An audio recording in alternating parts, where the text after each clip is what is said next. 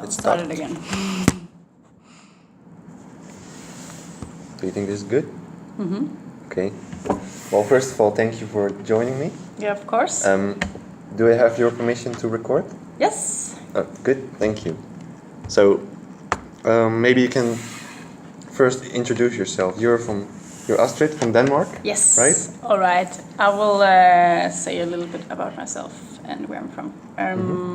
Just very short, that you don't have to... Yes. All right. I am from Denmark. I study in Copenhagen, the capital of Denmark. But I'm originally from the countryside of Denmark, so I'm living the big city life. Yes, I come from a farmer's family, and that is kind of a big part of my life. I'm 24, and I have traveled a lot in my life, and I think that has become a big part of who I am as well. Mm-hmm. And now you've traveled to The Netherlands. Yes. Because you do exchange studies here? Yes. Half a year. So my course back in Denmark is very international. It's taught in English, and most of the people are from other countries. We are probably 20% from Denmark. But I still thought it would be cool to go to another country and see how is nutrition and dietetics courses taught in another country. Mm-hmm. And so my school had an exchange agreement with this school, and I came, and yeah, now it's almost over. Yeah? It's like 2-3 weeks after the break, right? Yeah, actually we only have 2 weeks of classes, like we only have 3 classes left or something like that. 3 project classes and 1 English class or something. So it's almost over. Went very fast, right? Yes, it went fast. But it's interesting you're also studying nutrition, at least. Mm-hmm. Not the same study, but same field. Mm-hmm. And so nutrition is probably important to your life, right? It is. I am thinking about it a lot, but it's not controlling my life. Yeah, but I'm aware of what I put in myself. Mm-hmm. So, for example, nutrition is your studies, which is quite important part of your life. How does that? What kind of relation does food have with the things that are important in your life? So, what kind of influence does it have? Good question. Well, for example, I think that I was already quite interested in food and what food does to you, and also kind of how food can be cooked in different ways, for example. But I think I've become more curious since I started the course. And I kind of made like a natural transition into eating, for example, less and less meat and more. Well, I always ate quite a lot of vegetables, but maybe even more now. And food has become even more of like a social meeting point for me with my friends back in Denmark, for example.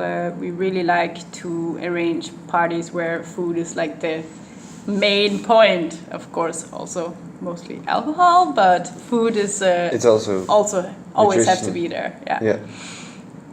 I think the same thing is in the Netherlands, and food is a really social thing too. Yeah. Besides the nutritional value, it gives a reason to meet or. Yeah, exactly. Right. Although I must say that from like, I don't know if I'm saying that correctly, but like the borrels, like the traditional what you have there is in the Netherlands, like in my perspective, maybe not the most healthiest food, but it's like comfort food. Yeah, like the bitterballen. Yeah, exactly. But what we have is less fried. We don't have so much fried food in our culture. But I think it really depends on which friend group that I'm meeting with, what we would be eating. What kind of food is or your culture?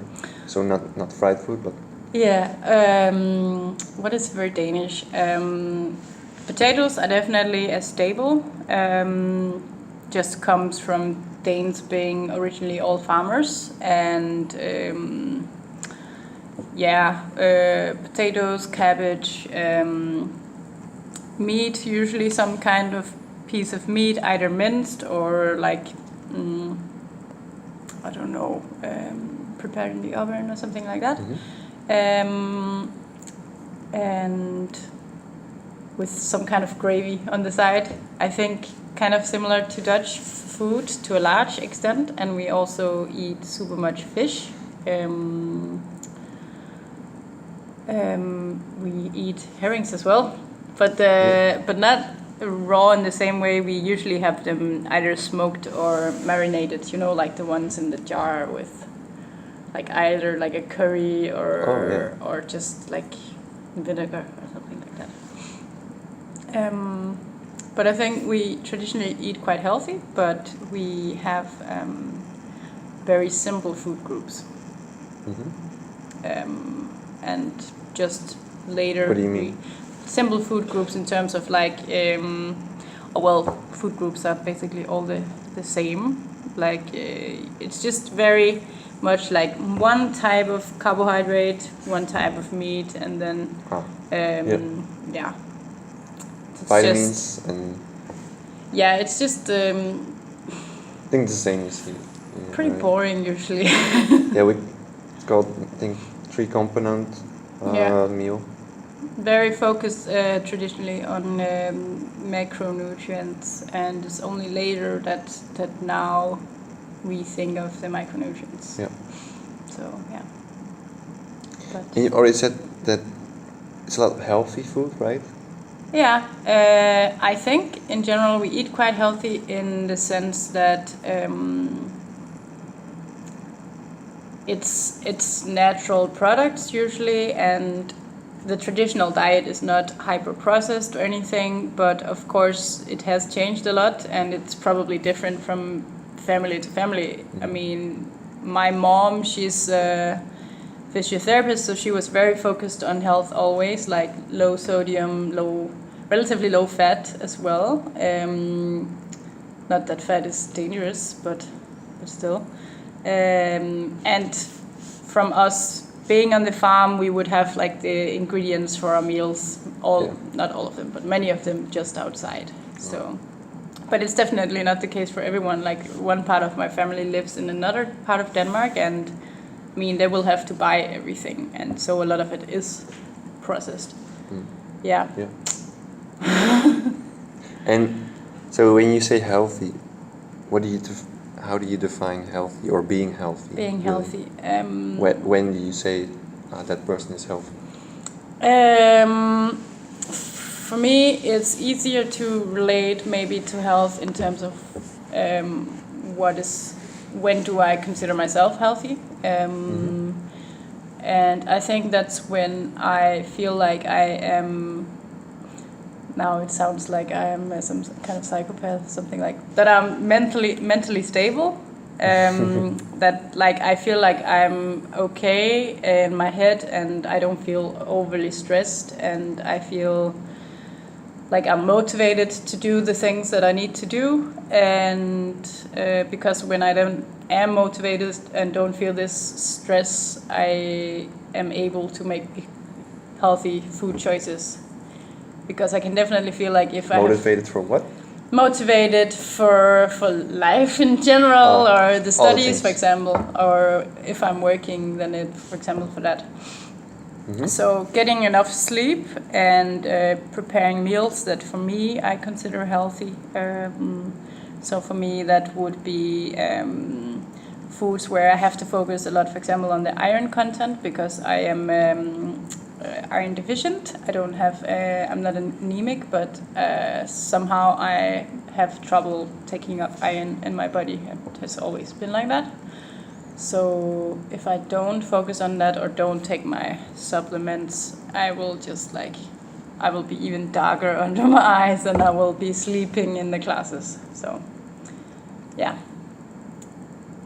I think for me, healthy maybe has more to do with a mental feeling, and it will be supported by the physical choices that I make in terms of food and physical activity. So, a lot of being healthy is, or feeling healthy is mental. Yeah, for me. And it's it more, is. How do you say, it's,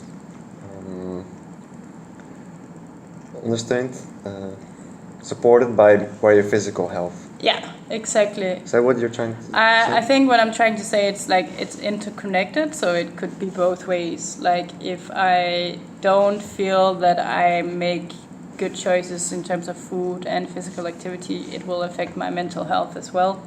But if I'm overdriving myself with some kind of stress or whatever it might be, it will affect my physical health as well. Yeah, it's like so a interconnection. Yeah, it's not two separate things. It's It at least I can feel it quite directly on me if there's not a balance. Yeah. How do you feel it? I get, for example, more easily angry at someone or myself. So short temper. Short temper, and I tend to then kind of, I don't know, what could you say, isolate myself a little more and become maybe a little less social if I feel like... But that's when you're not healthy, or what? It's both. It's, yeah, I'm maybe strange. No. Or maybe not. So far it makes sense what you're saying. But yeah. I think it's just, it has, like, if it's already going down a bad road, or how you can say it, it will get even worse. So I need to make very... Vicious cycle. Yeah. So I need to make very active choices always to feel good. So, like, for example, here in the Netherlands, I think it was very good that I made the fitness subscription, because I feel like I will be wasting my money if I don't go. And if I then go at least like the Monday, Wednesday, Friday usually, then I can feel good about that aspect, and it will, affect my cognition, I think. So feel like you, the feeling you get is a reward? You could say it's reward. It's reward, and reward, I think, induces even more positivity. So, yeah. So it makes you more motivated to go again? It makes me more motivated to go again, and it makes me more motivated to fuel myself with something that I know is nutritious. Because actually, when I'm less physical active, I'm more likely to fill myself with crap, because I want to feel good. Yeah. Yeah, so it makes it even worse. Yeah. So it's, again, a vicious cycle. Yeah. Yes. And when you're doing good, then you want to do even better. Even better, yeah. So that's also a cycle, but then positively. Yeah, exactly. And what do you define as being sick? So you already explained what's healthy. So for myself, I think being sick is when I will just say briefly kind of the same, like being sick is for me like when I lose all motivation for what I'm supposed to do in my daily life, or if I am not capable of really drag myself out of bed. But in terms of, for example, in other people, I don't know, for example, my grandma, I have always only experienced her as a sick person. I've never really seen her healthy, so that has become the new norm for me. Like it's normal for me that she's sick, So when I see her, I don't necessarily think, oh, she's sick, because I know it. But if she's suddenly doing much worse, I will then feel that she's sick. So I guess it depends on what is your normal standard of health. And what is the view, if there is a view in Denmark? Can you say that the most Danish people think like this to being sick, or? It's hard for me to answer. I think probably it is a bit like we like, unfortunately, in Denmark a little bit to blame people in terms of if you're overweight or obese, and we're like, it's your own choice that you're sick and you can just stop doing this and that or get off the couch or whatever. And so they feel like smoking, for example, like they have a lot of influence on themselves. What do you mean? Oh, so what happens in their lives, or their state of health, is mostly their own influence. I know that it's not necessarily the truth, but it's often how it's perceived. That's how they see it. Yeah, in Denmark, unfortunately, and it has a lot to do with the Why, fact. unfortunately? Because I think it's a bit judgmental, because it's not always the case. You're not always at fault yourself. There can be like genetics or other things. Hello.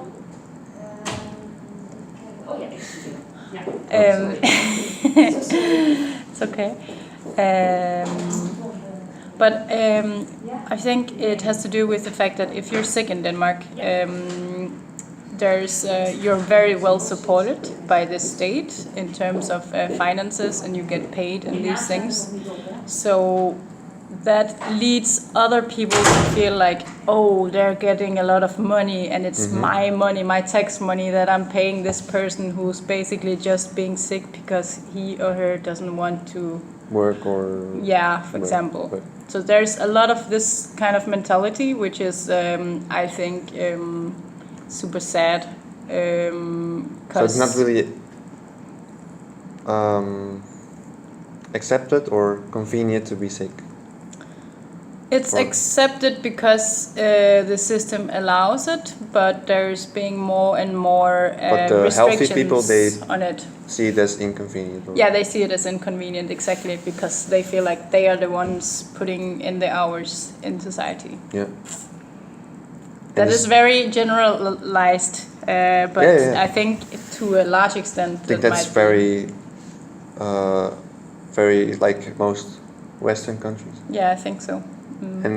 But how do the sick people see it? Do they feel like, maybe, I don't know if you can tell.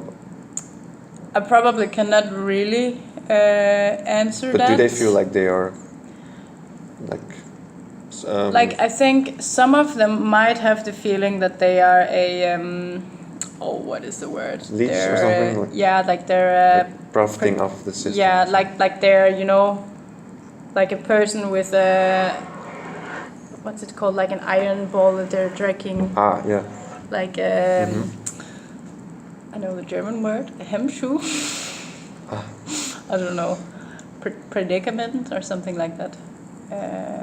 That they're hindering kind of society. I think some like people, a burden. Yeah, some people might feel that because they feel like society tells them, but I think luckily that it's not most people that feel this way. I think a lot of people are hopeful and know that there's a lot of support in the Danish healthcare system, but I also think that a lot of people are right now maybe also giving a little up, because our healthcare system is mainly public sector, so paid through taxes and all these things, and it means that it becomes a little slow because there's so much demand, but they cannot meet it. So everyone kind of always have the feeling that they're waiting so long to get their health care services. Even if I have to go to the doctor, we might talk about it later, but like if I have to go to the doctor, I have to book maybe like 3-4 weeks in advance. But when do you know that you're getting sick 3 weeks in advance? Basic practitioner or yeah, like your general practitioner. Oh wait, wow. Like if 4 weeks. Yeah, sometimes, and I'm even signed up at a I guess you can call it a medical center where they would have probably like 6 different doctors. But it's also because it's the capital city. Ah. So it means that there are not enough physicians, maybe. Yeah, not enough physicians. I don't know if that word came out right. I couldn't hear it. What? I couldn't hear if it was the right word that came out. Physicians. Yeah, it's good. Good. And also in the hospitals, I guess what they're trying to do in Denmark is that they're closing a lot of hospitals and making then like few regional super hospitals. Mm-hmm. So you always have to, if you need like surgery and these things, you have to go pretty far. And why do they do that? I think they have calculated that it's more economical. But it's just, it becomes like a kind of a mass production of healthcare, and at some point you lose kind of the human feeling of the care. Yeah. And the problem of too little physicians, was that already before the change to super hospitals? I actually don't even know, because I only started experiencing it when I moved to Copenhagen. When I lived on the countryside, it was more like you could almost just go there and sit in the waiting room until someone might have cancelled their hour or something like that, and you could come to the doctor. Oh, so there was no real waiting? There was, but sometimes you could just go there. But not like 4 weeks? No, usually like a week or something. Yeah. So that was good. Do you know it's still like that in the area where you came from? I think it is to a large extent, but I just know specifically for my place where I used to go that there's a little more pressure on it now, because one of the doctors, how do you say that in English? She basically got stressed, so she burnout? Burnout. So she now has left that job, and that means that there's probably just a substitute right now, and there's still too much pressure on the work, because when people experience burnouts in their jobs, it's a clear sign that there's too much work. So maybe there's also too little physicians in your area? Probably. Which is maybe the cause of her burnout? Yeah. That she had too much work? Yeah. Or is this just me guessing? No, I think it's probably right, and I think the reason is because of that we are continuing to run everything, or mostly everything, over a public service or public healthcare, and because there's not that much more money to give for the healthcare, means that we can only just put more hours on the same people. And it's the same, especially for midwives. That will cost money too, right? Yeah, but not as much as getting a whole new extra person somehow. So I think the solution is that they need to have. We need to develop also a larger private sector, because the private sector, like businesses, they will be able to invest much more money actually than the government, if only they really can see that it's beneficial. Because there's so much more money to be found in the private sector. So I think that's the future. So there's no private part in the... There is, but it's for like very limited amount of like the elite, usually, or people who have really good agreement with their work. But in Denmark, the entire healthcare system is government regulated? Overall, entirely, and then there's small parts that are starting to emerge in the private sector, more like specialist doctors, for example, or like things that are often not urgent and maybe more cosmetic. For for example. But I think we will see a change in the next 10 years, that there's going to be more and more private. Why do you think like that? Why do you think Because so? we keep being, we actually, for the longest time, the growth rate in Denmark was very still. Like we were not getting more and more people because Danes didn't get really children a lot. And now we're starting to get more and more and more. Or not a lot, but it's increasing. So with much more people, we need to find some way to meet the demand. And the private sector is, they will be faster and more efficient at it because they know how to run businesses. So, but what does that have to do with the amount of people? In the sense that the public sector Will not. they will not be fast enough and efficient enough in scaling up, like because they simply don't have the budgets. So the demand will grow and they will not catch up. Because it takes a while now. It will take some years before we have enough people of this new growth who are at the age where they will maybe, for example, become doctors or something like that. Well, why is there so much growth now in population? I think maybe there had been some, I'm not sure, I think there were some initiatives a few years ago to try and promote women to have children maybe a little earlier, because we used to have a very, what is that name? Like we used to get children quite late, and it's still the same, but you will see more and more who choose to have children a little younger. So maybe instead of mid-30s, now more towards end of the 20s, and some even a little earlier. Because it used to be very stigmatized, like you cannot be a young mom, it's bad, like you're uneducated, you don't know what you're doing with your child. But it's a little more accommodating now. How is it being changed? What do they say in the initiatives? I don't remember actually, but I think it was like, you probably have something similar, like the National Health Foundation or something like that. They sometimes they run video campaigns or something like that. I think it was through that, but I think it happened around some years where I was not really in Denmark, so don't remember. But so they actually made commercials for I think they TV. did, yeah. Also, I remember the year where I lived in Switzerland. I saw a Swiss article in a newspaper writing that the Danish government is teaching young Danes young women, Danish women, how to have children.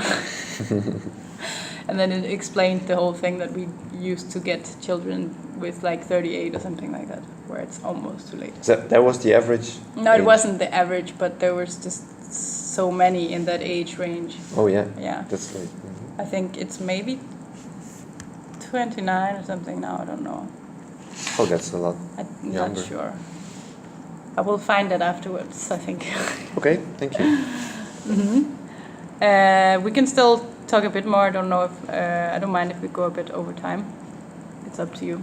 It's half an hour, right? Yeah, I don't mind too. Because I just have a bit more to transcribe up, but I think that's okay. Yeah, for sure, it's okay. I still have a lot to ask. So Yeah. if you don't mind, then. Yeah, and the first 10 minutes I'm saying the same and same and same. Oh, well. A little. But it's still valuable Good. information. Yeah, so you already said that you don't have a lot of doctors, or maybe too little, but. Yeah, we do have a lot, we just don't have enough, I think. But compared to so many other countries, like third world countries, of course we have super many, but in an ideal world we would have more.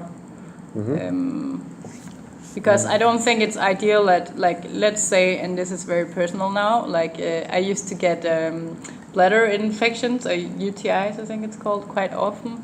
And like it just goes, it's best if it's treated actually with prescription drugs, and you need to go to the doctor to get the prescription. So let's say I have this, but I can only get a doctor's appointment 4 weeks later. Like that's just Yeah. not cool. No, 4 weeks of Of pain, right. peeing glass. That's how it feels. Oh. Yeah. So that's yeah. But you have to wait quite long. But when do you go to the doctor? When So- do I experience a need to go to the doctor? Yeah, or you, or in Danish, in sense of average Dane. That's a good question. I think there's a big difference between men and women. For example, someone like my dad, he would, or men in general, they don't really seek out the doctor very much. I don't know why, if they find it unnecessary, or they maybe don't like to get kind of checked. They think it's maybe too private or something like that, and they think maybe it's demasculating them. I don't know if that's a real word. Oh, they feel like it's a threat to manhood? Yeah, because they're supposed to be this strong man who But cannot is it with be taken every down. every Not with kind of- everyone, but I think No, but is my it with every dad's- condition, or? Actually, I would say yes, and that's where it's a little dangerous, because we had to have like campaigns for men having to remember to go to checkups for like prostate cancer and these things, because like men just don't even go to annual checks or stuff like that. Like some do, but quite a few, and usually only those who already have conditions where they need to have something checked. Like the average Dane who don't experience really any health issues except for maybe a cold now and then, they don't go to the doctor. But for a cold, they go to the doctor. No, just I mean the average Dane who maybe only like ever feel sick if they have a cold, if they don't feel sick normally, but maybe they once a year they get a cold or something like that. Like this type of person wouldn't go to the doctor. So it means this type of person would also skip the checks, because it's never mandatory to get an annual check, but it's good to do. I don't do it myself either. I'm also the kind of person who... But you don't have prostate. Yeah, that's true, but for so many other things. Okay. It was just an example. Yeah, for me, I just feel like I can never understand, like I have friends who goes to the doctors, like if they just feel like they have stomach pain or something like that, and I'm like, why do you go to the doctor for this? But of course you can, because it's for free, we don't have to pay anything, and you can go and make sure that nothing dangerous is happening, because it could just as well be dangerous. But I feel personally like I'm wasting tax money if I go. So when to do the you go doctor. to the doctor? I go to the doctor if I can feel in my body, okay, I might really have some kind of infection. Or let's say I need some kind of medical check for some paperwork or whatever. Like I never made a driving